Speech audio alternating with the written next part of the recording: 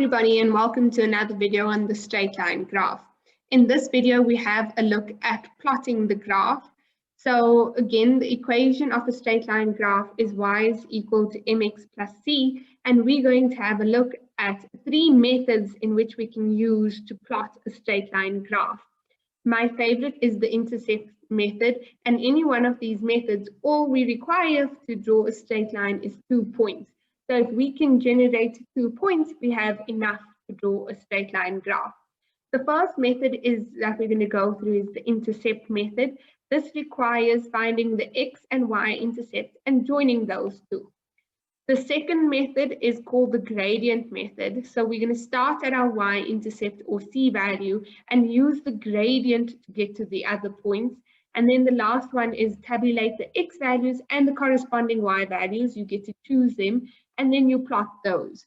So let's have a look. So the first one we're going to start with is the intercept method. Here is our equation. So what we're going to do is find the x-intercept. To find the x-intercept, we make y equals 0. If you are unsure, please watch our previous video on finding the intercept. So to get the intercept, we make y equals 0. So we have 0 is minus 2x minus 4. And then what we're going to get is 4 is equal to negative 2x. Dividing both sides by negative 2, we get x is negative 2. So the x-intercept is negative 2 and 0. We're going to then find the y-intercept. To get the y-intercept, we make x equals 0. So we get y is equal to negative 2 times 0 minus 4. So we have y is equal to minus 4. So what we would like to do is then plot the graph. So let's draw our axes. So I'm just going to label them, the numbers, draw a rough graph.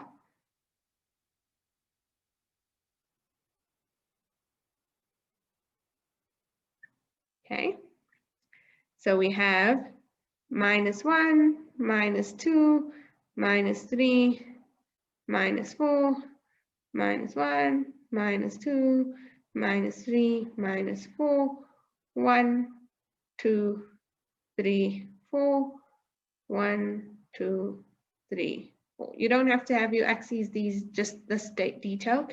So our x-intercept is minus 2, so we put a dot over there. Our y-intercept is negative 4, so this one being 0 and negative 4. And then to draw our straight line graph, we just join those 2 points.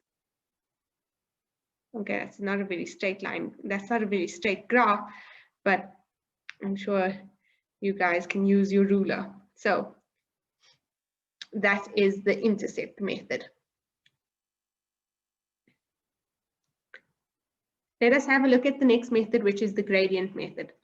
So the gradient method, the gradient method involves us interpreting the gradient as rise over run. So it's these kind of motions that we make from the gradient. Now a rise, so we have positive direction. So the positive direction for a rise is to the right, and the positive direction, other way, a rise is up, because that's how you rise, and you're running to the right. These are positive directions. Negative directions is the opposite, it's down and to the left. So that is negative. So you just need to remember that if your gradient is positive, it's made up of the 2 positive movements or 2 negative movements. And if it's a negative sign, that means there's 1 positive and 1 negative. So let's have a look at an example. So here we have an axis. We're going to start from the y-intercept. Now have a look at this equation. What is the y-intercept?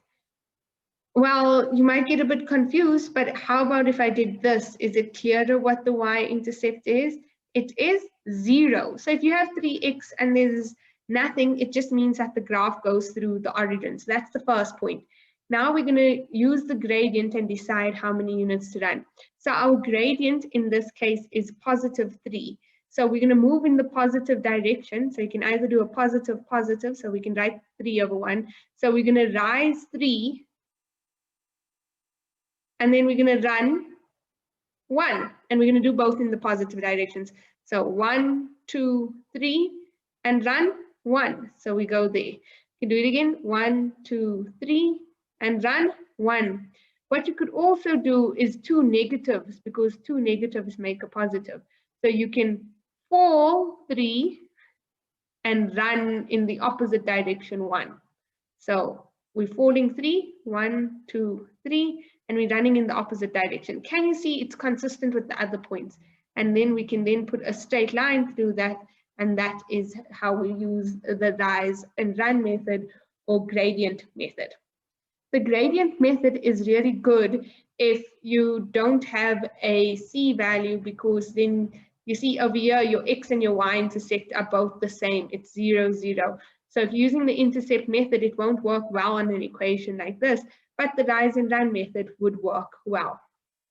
Okay, so let's have a look at the last method. So the table method, we're going to construct a little table as the name suggests. So we get to choose the values for the X. I like to choose something like -1, 0, 1, and 2, but you're more than welcome to choose any X values.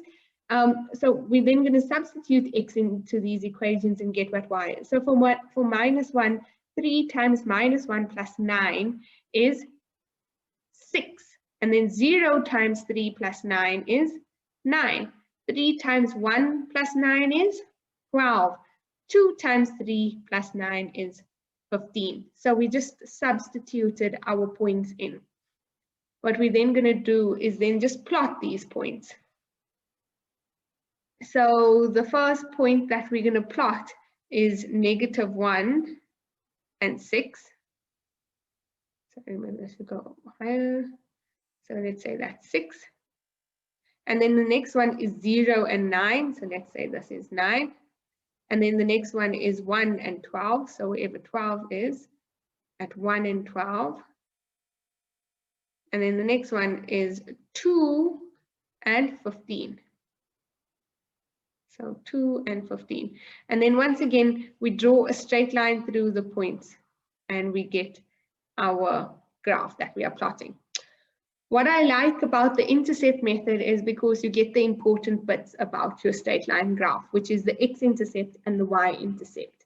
Also, I think it's the most efficient way of plotting a straight line graph. You only get 2 coordinates and join those 2 dots.